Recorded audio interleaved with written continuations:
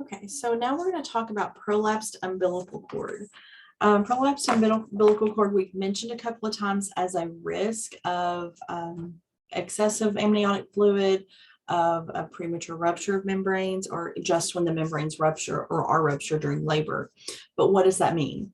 What happens is the cord comes out ahead of the fetus. And so the cord that is the fetus's line to gas exchange is compressed, or if it prolapses all the way into the air, it can begin to dry, and that causes the vessels to close off. So if the umbilical cord comes out ahead of the presenting part, the fetus cannot survive very long in utero. So what are the risk factors? Polyhydramnios, lots of amniotic fluid. Amniotomy, if the waters are broken artificially. The presenting part not being engaged. So if the fetus is still floating and the waters break, there's more room for the cord to wash out, right? That makes sense. A small fetus, or a fetus that's in a malposition or malpresentation, because that can leave spaces for that cord to slip through, and a really long cord. Okay. The risk, the cord compression, if the cord that has prolapsed is going to be compressed during delivery, and that's going to cause fetal hypoxia, which can lead to brain damage or death. So management, one of the things as a nurse, you need to be aware of this potential. So if a patient has sudden decelerations in the fetal heart rate, we see a sudden decel on the monitor. If the patient says they feel like there's something in the vagina, we need to do an exam and see what that is.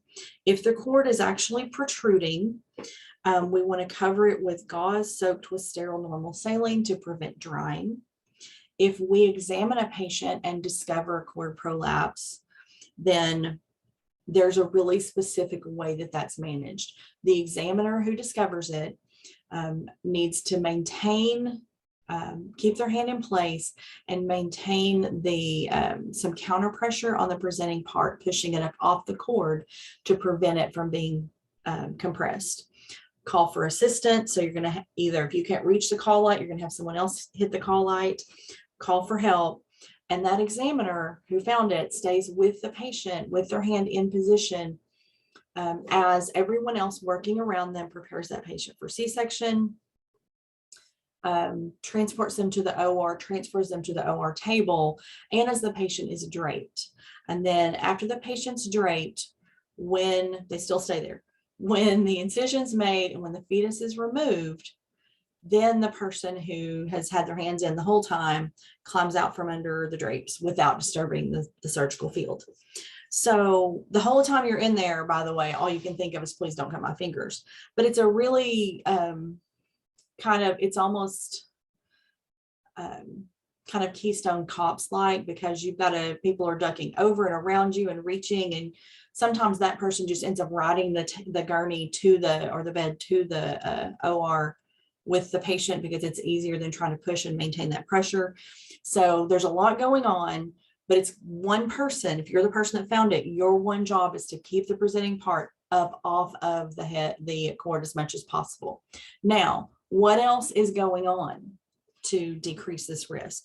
That patient needs to be in a position that's going to decrease that pressure. So they might be put into a modified Sims position. They might be put into a knee chest position, or they might be put into Trendelenburg, where the head is lowered so that gravity helps take some of the weight off of the cord. Okay. They need oxygen. They need increased IV fluids to make sure we're getting adequate perfusion. And then they're going to need all of those prep for C-section things. Okay.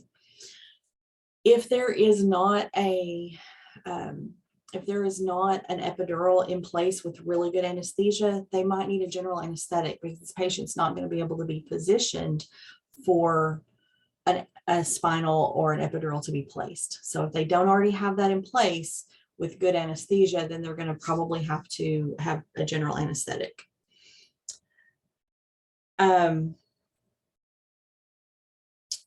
Also, during this process, we're explaining to the patient what's going on and what we're doing.